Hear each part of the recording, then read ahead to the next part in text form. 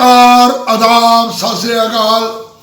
मैं आया हूँ आपके लिए आज ब्रिटिश इंडिया और ईस्ट इंडिया कंपनी के कुछ ऐसे सिक्कों की जानकारी जिन्हें छापा तो गया परंतु मार्केट के अंदर हो गए वो नदारत। जी हाँ, या तो वो मार्केट में आए नहीं और यहाँ आए तो उनका सही मूल्य नहीं लग पाया, इस वजह से नहीं बिके वो सिक्के। जी हाँ, कौन से हैं वो सिक्के, कैसे हैं वो सिक्के, क्या से वो नजर आते हैं, किस किस नॉमिनेशन के हैं वो सिक्के और क्या बनती है उनकी कीमत। जी हाँ, सिर्फ ईस्ट इंडिया कंपनी ही नहीं बल्कि रिपब्लिक इंडिया के अंदर भी बहुत सारे ऐसे सिक्के जो मार्केट के अंदर आए आम जनरल सर्कुलेशन से, मेरे से, आपसे, इधर से उधर से हम लोगों ने किया तलाश और आज तक उनकी कीमत नहीं लग पाई। जी हाँ, ये कह दिया गया कि अभी तक इस सिक्के की कीमत तय नहीं हुई क्योंकि ये सिक्का नहीं बिका बाजार में, तो बाजार में बिकेगा कब, क्यों और कैसे कोई नहीं जानता। क्या है सारा खेल, खोलूंगा कुछ राज, उठाऊंगा पर्दा। जी हाँ, चैनल को कर लो आप लोग सब्सक्राइब, दबा दो बेल आइकन की घंटे, दे लो एक लाइक क्योंकि वीडियो होने वाली है बहुत ज़्यादा इंटरेस्टेड। जी हाँ, मैं लाता हूँ आपके लिए रिपब्लिक इंडिया और ब्रिटिश इंडिया के सिक्कों और नोटों की जानकारी और उसके साथ देता हूँ मैं आपको हर एक अपने वीडियो के अंदर एक संदेश।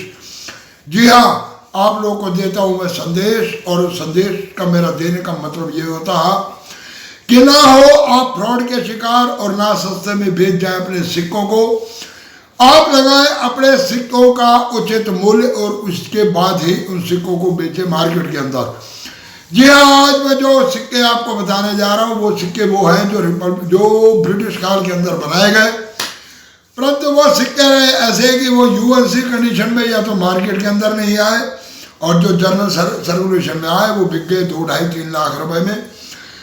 जी हाँ, और उनको एक्स्ट्रा फाइन या वेरीफाइन के हिसाब से आंका गया। यूएनसी कंडीशन का सिक्का वो आज तक मार्केट के अंदर नहीं मिला, वहां लगाया गया डॉट डॉट डॉट, यानी कि डाउट अभी तक ये सिक्का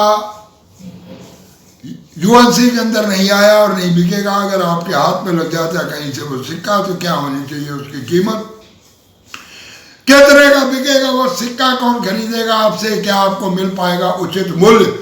जी हाँ, बहुत से प्रश्नवाचक चिन्ह लग जाते हैं मेरे सवालों से। जी हाँ, मैं करता हूँ बिल्कुल ठोक बजाकर हर एक सवाल समझाता हूँ आप लोगों को। मेरी कोशिश होती है कि अगर ये कॉइन कलेक्शन की दुनिया चली है और ये एक धंधा बनाया गया है, बिजनेस बनाया गया है, तो इस बिजनेस के अंदर अगर मेरे जैसा आप जैसा एक आम व्यक्ति कदम रखता है तो वो लॉस में ना चला जाए। जी हाँ, वो लॉस में ना चला जाए, उसको मिले उसके सिक्कों का उचित मूल्य ताकि वो सिक्के बेचने और खरीदने टाइम अपना रखे ध्यान और इन्वेस्टमेंट करने में और अपने सिक्कों को बेचने में उसको हो आसानी। जी हाँ, मैं जो एग्जीबिशन लगाते हैं सभी को देता हूँ ये एडवाइस कि आप लोग कृपया थोड़ा सा माहौल बनाएं।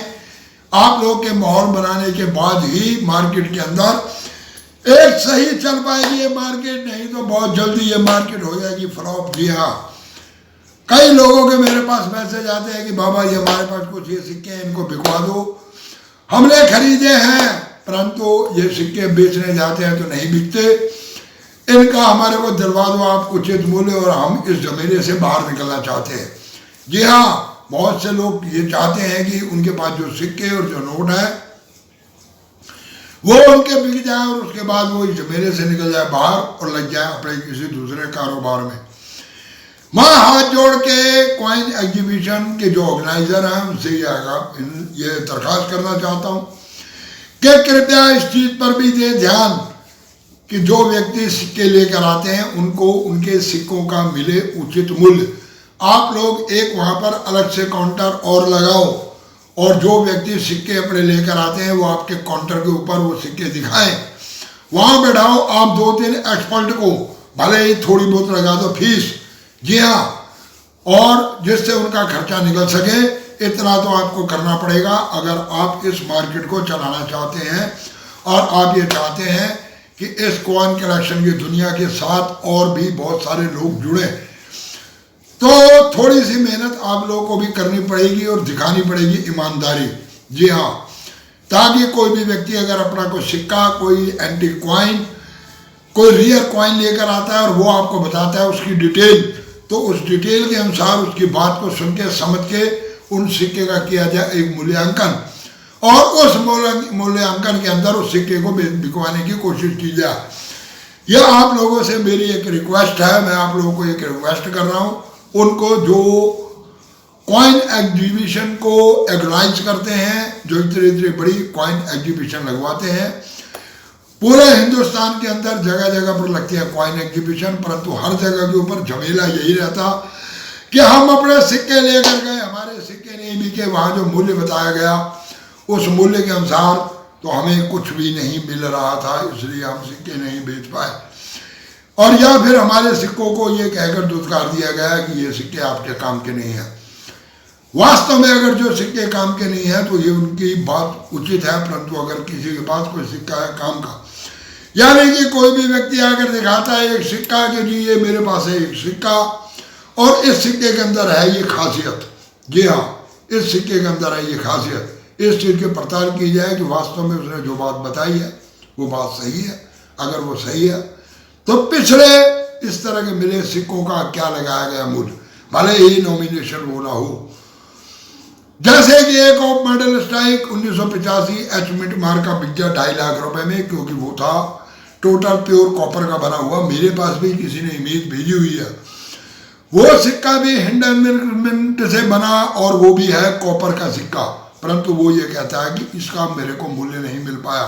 ये कहा गया कि ये सिक्का आज तक मार्केट में नहीं बिका, इसलिए इसकी कीमत नहीं बता सकते।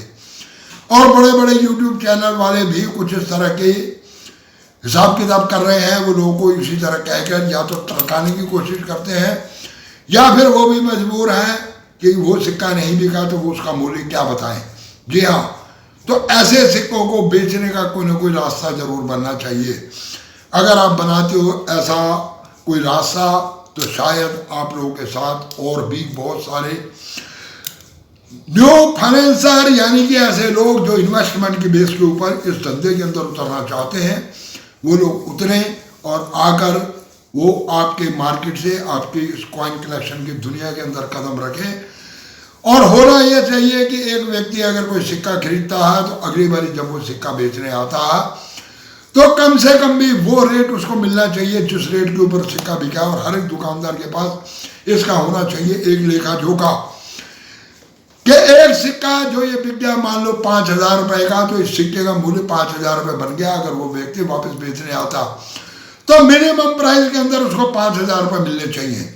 जी हाँ, आप ये कह देते हो कि रेट कम हो गया, फलान हो गया, 1000 ले लो, 500 ले लो, ऐसा नहीं चलेगा। कब तक चलाओगे ऐसे? जी हाँ, तो आज मैं देने जा रहा हूं कुछ ऐसे ब्रिटिश काल के सिक्कों की जानकारी जो मार्केट से है नदारत। जी हाँ, वो छापे गए, परंतु वो मार्केट से नदारत पहला सिक्का 1976 कलकत्ता मिंट का सिक्का $50। जी हाँ, $50 1976 का। और इसके अंदर अगर हम देखते हैं तो बुक के माध्यम से भी fine, very fine, extra fine और यूएनसी तीनों के ऊपर है डॉट का निशान, डॉट डॉट डॉट। जी हाँ, यानी कि ये सिक्का मार्केट के अंदर अभी तक बिकने के लिए नहीं आया। आया भी होगा तो शायद उसको नहीं मिल पाया होगा मूल्य, या उसने बताया होगा कि ये सिक्का है मेरे पास, उसको नहीं मिल पाई कीमत और चला गया वापस, या ये सिक्का है किसी की तिजोरी में। तो आप लोग देखें अगर आपके पास है 1976 कलकत्ता मिंट का सिक्का। जी हाँ, कलकत्ता मिंट 1976 $50। जी हाँ, क्वीन विक्टोरिया के समय का बना हुआ ये सिक्का। अगर ये सिक्का आता है मार्केट में तो क्या लग पाती है इसकी कीमत, क्योंकि बॉम्बे मिंट का सिक्का 25,000 रुपए में 1976 का बिका और ये नहीं आया, तो मेरे हिसाब से कम भी इससे 10-15 गुना, यानी कि 2.5-3-4 लाख रुपए तक, 5 लाख रुपए तक भी इसकी कीमत जानी चाहिए। जी हाँ, अगला सिक्का जी हाँ, ये आपको मैं बताने जा रहा हूँ, ये भी $50 का। ये बनाया गया 1980 के अंदर, और यह सिक्का एक्स्ट्रा फाइन कंडीशन तक मार्केट के अंदर आया और बेचा गया इसको 1.5 लाख रुपए में, परंतु आज तक यूएन से सिक्का नहीं आया। हुआ ऐसा कि 15 अगस्त 1947 के बाद इन सिक्कों को कर दिया गया बंद, और ये जितनी चांदी थी पहुंच गई है सुनारों की दुकान पे, उन्होंने मार दी फूक और बना दी इनकी जेवरात। परंतु जिन्होंने संभाल कर रखे हुए हैं इस तरह के सिक्के जिनके पास है, वो अपने सिक्कों में से करें तलाश, क्योंकि तकरीबन जितने भी पाकिस्तान से आए हमारे जैसे लोग, उनके घरों के अंदर इस तरह के 5-7 सिक्के कम से कम वो दिवाली पूजन के लिए जरूर अपने घर में रखते हैं। मैं भी बहुत से ऐसे लोगों को जानता हूँ और मैंने देखे कईयों के ऐसे सिक्के, मेरे पास भी 5 ऐसे सिक्के हैं जो हम दीपावली पूजन करते हैं और उन सिक्कों को किसी भी कंडीशन पर बेचते नहीं। आज तक ये ध्यान भी नहीं दिया कि वो सिक्के हैं कौन से मिनट के। दिवाली पूजन पर निकाले, साफ किया उनको और उसके बाद उनका पूजन कर दिया गया। परंतु इस बार मैं देखूंगा कौन कौन से सम के हैं वो सिक्के। जी हाँ, इनको हम लोग कहते हैं कि हमारी बुजुर्गों की धरोहर है और ये पड़ी रहे। आज तक इसी से कई पुस्तों से बिजनेस होता रहा, पूजा होती रही, इसलिए इनको रखा हुआ हम लोगों ने संभाल के। जी हाँ, इन 2 सिक्कों के बाद तीसरे सिक्के के ऊपर जब आते हैं और हम पन्ने पलटते हैं तो सिक्का आता है 1911 का। जी हाँ, 1911। ये भी है हाफ डॉलर। जी हाँ, ये बनाया गया हाफ डॉलर और ये बनाया गया आपका जॉर्ज किंग के टाइम के ऊपर। और इस सिक्के की कीमत भी एक्स्ट्रा फाइन के अंदर आके गई 2.5 लाख रुपए तक। जी हाँ, और इस सिक्के का भी अभी तक यूएनसी कंडीशन के अंदर मार्केट के अंदर ये सिक्का भी नहीं मिल पाया। इसके बाद एक सिक्का आता है, वो है 1840 का। जी हाँ, 1840 1 रुपीज कॉइन। जी हाँ, ये एक ऐसा सिक्का जो आज तक है मार्केट से नदारत ये सिक्के छापे गए, परंतु कहाँ किसकी तिजोरी में पड़े हैं, किसके पास है, आज तक इसका नहीं चल पाया पता। जी हाँ, 1840 का छापा हुआ ये $1 और इसको छापा गया ईस्ट इंडिया कंपनी के टाइम के ऊपर। इसके ऊपर लिखा गया 1 rupees coin east India company और विलियम्स किंग के समय का छपा हुआ है ये सिक्का।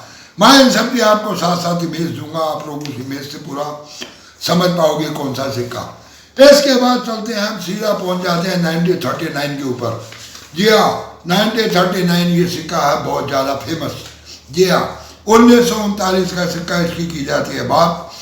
यह सिक्का जब पहला आया मार्केट में तो बिका 2.5 लाख रुपए में, सिर्फ फाइन कंडीशन के अंदर। हवा उड़ाई जाती है मार्केट के अंदर की यूएनसी और फलाना और ढिकाना, परंतु ये सिक्का सिर्फ फाइन कंडीशन के अंदर आया। अभी तक मार्केट में वेरी फाइन, एक्स्ट्रा फाइन और यूएनसी का अभी तक इसका भी नहीं हो पाया प्राइस तय। अब आप ये मान के चलो कि अगर ये फाइन कंडीशन में बिका 2.5 लाख का तो वेरी फाइन के अंदर कम से कम होना चाहिए 3 से 3.5 लाख का। एक्स्ट्रा फाइन के अंदर जब हम पहुंचते हैं तो ये 4.5 से 5 लाख और उसके बाद जब हम पहुंचते हैं इसको यूएनसी कंडीशन के अंदर तो इसके सिक्के की कीमत बैठनी चाहिए लगभग 6 से 7 लाख रुपए। इसी तरह मूल्यांकन होना चाहिए, जो सिक्के पीछे मार्केट में नहीं आए, अगर वो मार्केट में आ जाते हैं तो उन सिक्कों की कीमत तय।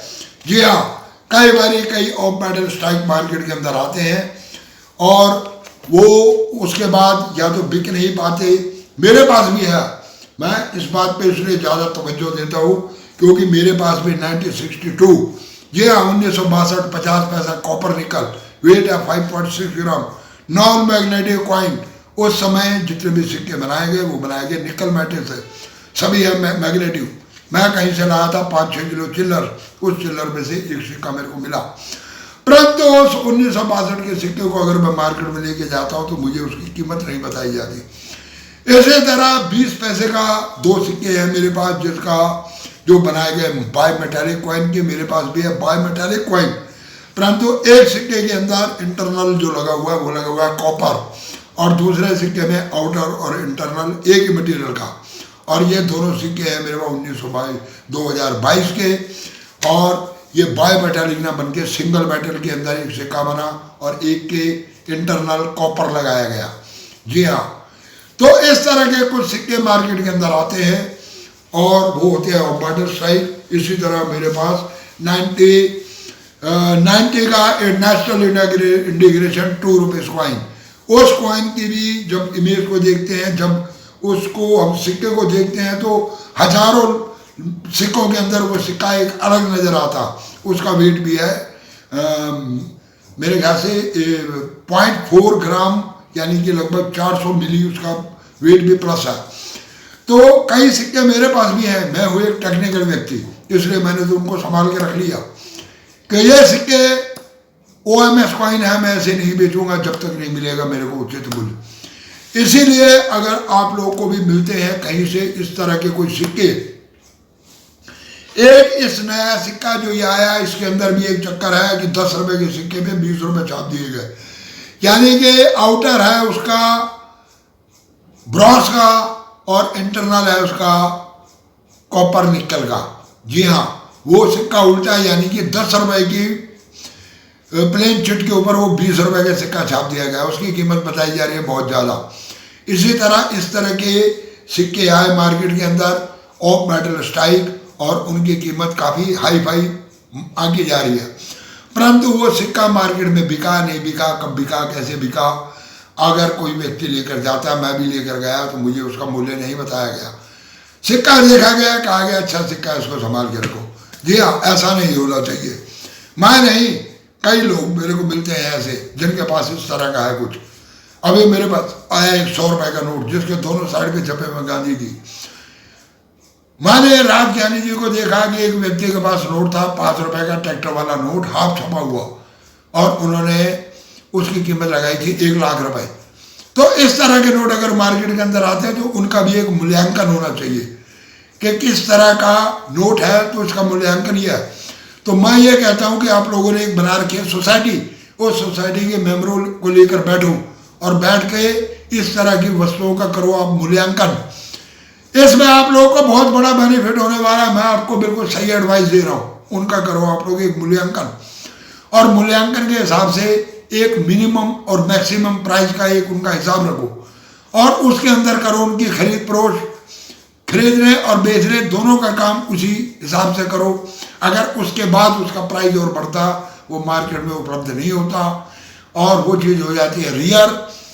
ऐसी वस्तुओं का जिनका आप लोग मूल्यांकन करोगे वो चीजें रियर होंगी, ये मैं आपको 100% श्योर कह रहा हूं। वो चीजें रियर हो जाएंगी जब आप मूल्यांकन कर दोगे वस्तुओं का, तो खरीदने वाले उनको खरीद के अपने स्टॉक में रखने में झिझकेंगे नहीं, और वो चीजें हो जाएंगी रियर और उनकी मूल्य आगे बढ़ेगा। परंतु जिस तरह से मार्केट चल रही है इस तरह से इस मार्केट के अंदर आप लोग मार्केट को चलाओगे तो मुझे नहीं लगता कि ये मार्केट कोई लंबी रेस का घोड़ा है जो बहुत लंबी रेस ये कर सके। भले ही अभी इसकी सवारी बहुत तेज है, परंतु ये बहुत जल्दी ब्रेक लगने वाली है।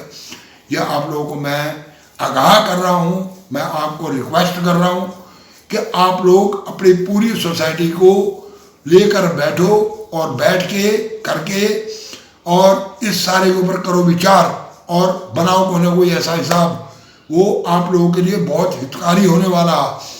एक तो आप लोग नाम कमा जाओगे और दूसरा आप लोगों के हित के अंदर ये मैं आपको बता रहा हूँ कि जो नए व्यक्ति इस बिजनेस में उतरना चाहते हैं वो खुल के नए उतरेंगे, किसी भी तरह की किसी को नहीं होगी दिक्कत।